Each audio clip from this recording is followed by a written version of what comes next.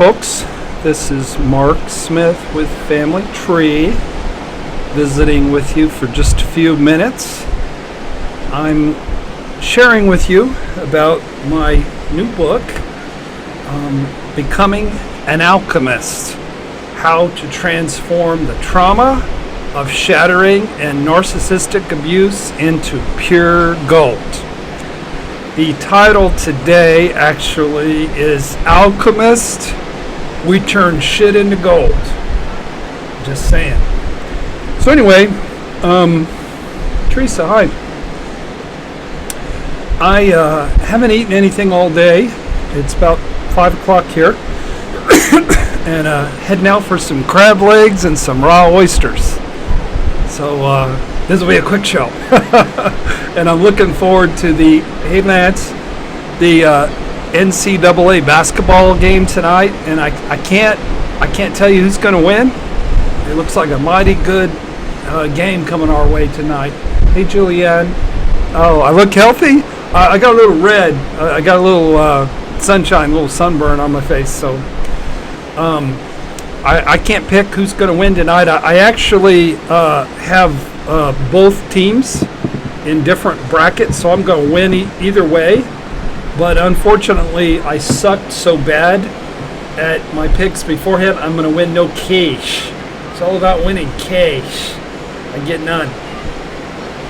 Today was an amazing day of writing. I am in a flow like I have never been. You will see when you get this book. I'm telling you. The words are just flying through my fingers. I know, Lance, it's windy out here, so I'm sorry. I've got the mic wrapped in a sock, and there's going to be some wind distortion. You know what? I might move it over here just a little bit, and maybe we'll get a little bit less. Tell me if that totally sucks, but it's windy out. It's probably going to rain. But I'm up to 38 pages, and I've got it all mapped out, what I want to say, what I want to do. I'm having a blast. It's going to be cool. It's going to help a lot of people. So I'm not going to share Chapter 2. I shared the introduction chapter a little bit. I shared Chapter 1. Chapter 2, Chapter 2 is when I shared about Susan, calling her, it is what it is, calling her Susan, and she told her story. She wrote her confession, and it's me sharing my story. And it's gruesome, and it's dark, and it's ugly, and it's sick, and y'all have to wait for the book. I just don't want to talk about that shit today, frankly, after writing about it for a couple days. So I'm going to talk about Chapter 3, and Chapter 3 is basically flying monkeys masquerading as therapists. And I'm just going to read what I've written, and it's not much of the chapter.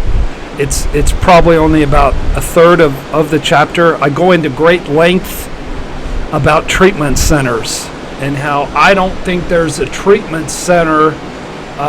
You digging Tudor, Lance? That guy's wickedly smart. I'm digesting his stuff, and I'm just learning a lot. He is brilliant. He knows about narcissists, all right. He has been helpful to me, so I'm glad it's helpful to you, Lance. So, flying monkeys masquerading as therapists. So I'm going to give you just a little taste, a little nibble of Chapter 3. So this is a quote from one of my favorite movies, The Usual Suspects, where Verbal Kent says, where Verbal Kent says, the greatest trick the devil ever pulled was to convince the world that he didn't exist. And that's actually a quote not only from Verbal Kent, but it's from the 18th century French poet Charles Pierre Baudelaire. I bet y'all didn't know that. You knew it if you watched some of my videos, because I've talked about it before. The greatest trick the devil ever pulled was to convince the world that he didn't exist. And the greatest trick that is going on in our society right now is our country and the world is overrun with scary ass narcissists, and it's not talked about, it's not in the media. There was that movie Girl on a Train, which was all about narcissistic abuse, and it was never really mentioned in any of the documents or the writing about it. Hi, Tracy. It's just not something, it's under the radar, and it's under the radar, unfortunately, with the therapists and the treatment centers. Who should know about narcissistic abuse? I love Bessel van der Kolk. He is a great man. If you guys haven't read his book, The Body Keeps the Score, you need to. I think it rivals Pete Walker's book as the best thing written on healing trauma. But I talked with Bessel van der Kolk. I went up and spoke with him at a conference, and I asked him if he knew what narcissistic abuse was. Didn't have a clue. The leading figure in treating trauma in our country, and he doesn't have a clue what narcissistic abuse is. Okay, so here we go. I've always loved movies where there's this apparently good guy or good gal, and they ultimately turn out to be like a horrific psychopathic monster. And I wonder why I like movies like that. Wonder why I found that attractive. Susan and I used to watch movies like that all the time. Body Heat, with oh my God, I can't remember who's in Body Heat. William Hurt and what's her name? Somebody tell me who was in Body Heat. It's on the tip of my tongue. She's older now. She's got a deeper voice, blonde-haired chick, evil in the movie. That's an old movie. Single white female. Kathleen Turner, you win. We have a winner. Star. Kathleen Turner, when she was smoking hot back in the day. Body Heat. Wicked. Single white female. Pacific Heights. Y'all know the kind of movies I'm talking about, and The Usual Suspects is one of them. So I wonder what that was like for Susan to sit there with me watching these movies of some evil hidden person when she knew herself was an evil hidden person. Kind of creepy. Think about that. But if you haven't seen The Usual Suspects, dudes, you gotta see it. It's like stunningly brilliant. Kevin Spacey, that guy, he's one of my top 2 or 3 favorite actors. But if you haven't watched The Usual Suspects, you gotta watch it. You're in for a treat. So in this classic scene, mild-mannered verbal Kent, and I'm not going to ruin the movie for you, played by the incomparable, amazing, talented Kevin Spacey, explained how the legendary, mythic, world-class evil villain, Keyser Söze. Keyser Söze! You have to watch the movie. No, I can say it like that. He managed to fly under the radar for so long, and he quoted the 18th century French poet Charles Pierre Baudelaire as saying the greatest trick the devil ever pulled was to convince the world that he did not exist. I went to 6 therapists and 2 treatment centers trying to get help for this condition I've had for a couple of years, and none of them had the slightest fucking clue what my correct diagnosis was or what happened to me. How is that possible? I spent probably 40 grand on therapy and nobody told me what I had. Are you serious? I knew what happened to me was epic and deeply destructive and disturbing, but no one ever came close to intelligently explaining to me what happened. And it's hard to get better from something when you don't know what you got. It wasn't until 7 months later, I was here at the beach. I was considering retirement. I was fractured and a mess. And thank God I read the life-saving book, Psychopath Free by Jackson Mackenzie. It changed everything for me. Finally, somebody who had a fucking clue. Thank God for Jackson Mackenzie. Thank God for Psychopath Free. It was a light in the darkness. It was a voice in the wilderness. It totally changed my life. Few just got Psychopath Free in the mail today. Enjoy. He's a sweet man, and he tells the truth, and it rocks. So, the truth is, I don't really fault my 6 therapist for not knowing what narcissistic abuse syndrome was. I'd have been a therapist for 28 years by then. I'd never heard of it. And if I had heard of it, I wouldn't have been for it. There is a certain client from Ireland. She knows who she is.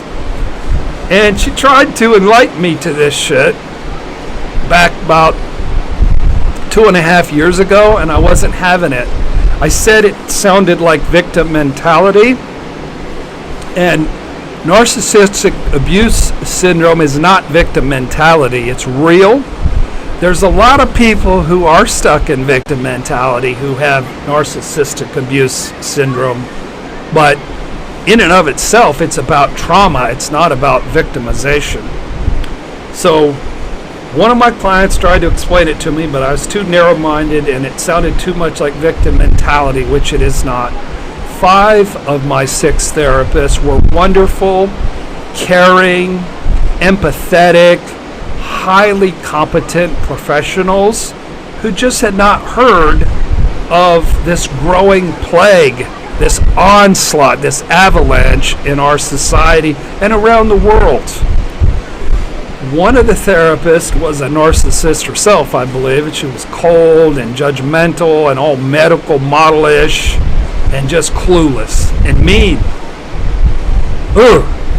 God, why did I go to her for like 3 or 4 months? I got better when I quit seeing her. So be careful who you trust. I went to the insurance therapist because it was all I could afford at the time because my finances were destroyed by paying for all the therapists and not working when I was shattered. But be careful.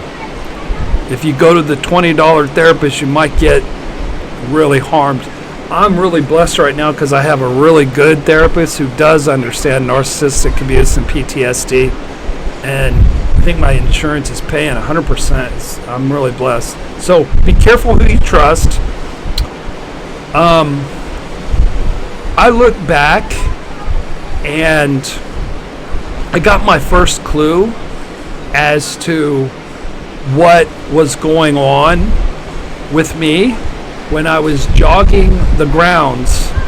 I'm sorry I'm not replying to some of you guys. It's hard to watch comments and talk at the same time. Keep talking to me though. I got my first clue when I was jogging around the grounds at On-Site. Every morning when I was at the treatment center, I'd wake up at 6 without an alarm and I would lift weights. And then in the afternoon when we had a break, I would run and do sit-ups and listen to Raquel Lerner's brilliant book, who needs a better title. The title sort of sucks, but the book was brilliant. The Object of My Obsession is My Reflection. Terrible title. Great book. But I would listen to that I must have listened to that like 20 times. And she broke down the different types of narcissists. And the more I listened to it, the more it sounded like Susan. So, that's all I'm going to share with y'all today. Little snippet of chapter 3. I'm starting into chapter 4 tomorrow, which I'm going to break down the 50 symptoms of narcissistic abuse syndrome. I'm good at that. I do that well. Then I'm going to talk about dealing with your complex PTSD symptoms.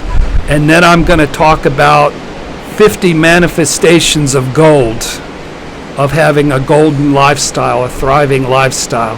And that's going to pretty much be the book. Hi, Elsie. I'm enjoying the writing very much. I'm going to enjoy the basketball tonight. I'm going to enjoy them crab legs in just a little bit. Does anybody believe, thank you, Tracy, these people can change? Well, I'm the only one with a microstone. Yes, we are going to do live on Tuesday. I'm going to rock it. Absolutely. So the thing about them changing is I don't think that you're a narcissist, yes, 100%, the devil, or 0%. There's a continuum. H.D. Tudor says there are lesser narcissists, there are mid-range narcissists, and there are elite or greater narcissists. So I suppose a lower level, barely a narcissist. Thank you, CD. I am on a roll. It is going to take me to exciting places. I can feel it. What was I talking about? I did that squirrel thing. I have no idea what I was talking about. Anybody tell me what I was talking about? It was good, whatever I was saying. I was just talking about how therapists really don't understand this disease and how there's a continuum from a really dangerous, untreatable, scary. I got an email today from a man who wants me to see his wife, and I saw his wife's email, and I passed. I'm not going to go out of my way looking for trouble. So can they change? Most narcissists, absolutely not. What they do is they use therapy as a weapon. They use therapy as a tool. They become more insightful, and they just use it to harm people. And they get legitimized because, hey, I went to a therapist this many times. Look, I'm working on my issues. They ain't working. They do to validate themselves. Exactly. Few. So, but I do believe that a minor, little bitty, tiny narcissist who barely has some, they're not a full narcissist. They're somebody who has some qualities of narcissism. I think if they're highly motivated and broken and shattered, that they could probably make use of some solid recovery work. So it's not a black and white thing, people. It's not you're the devil or you're an angel. There are some people that just have several qualities of a narcissist. They're probably not full-blown, but they look like a narcissist. They sound like a narcissist. And I think if they're humbled and broken and shattered enough, they probably could do some good work. I've worked with people like that, but the vast majority, 95%, I believe, of narcissists, they just use therapy to manipulate and to harm people and to fool themselves. H.D. Tudor says that a lesser narcissist or a mid-range narcissist, they very well might even not know that they are a narcissist. Yeah, Tracy says, if they change, they have to hit rock bottom. Really like any addict or really unhealthy person, they have to hit rock bottom. So I'm going to go eat crab legs. If I had to pick tonight, I'll pick North Carolina over Gonzaga. So I'm glad that y'all get to have community and talk to each other during these little short shows. But tomorrow night at 8 p.m. I will be on for an hour and a half. And I'm going to talk a lot about the book, but I will answer your questions. Go Underdogs. Is North Carolina the Underdogs? I will answer your questions, and so come ready to ask me questions, and I'll share what I got. But if you don't ask me questions, I'm liable to talk about the book or crab legs or basketball the whole time. So Efu was talking about how if you need closure, you're barking up the wrong tree, because they may not be able in and of themselves to genuinely be remorseful. So anyway, I love y'all. Thank you for watching. I will talk with you tomorrow night. Enjoy the ball game. God bless.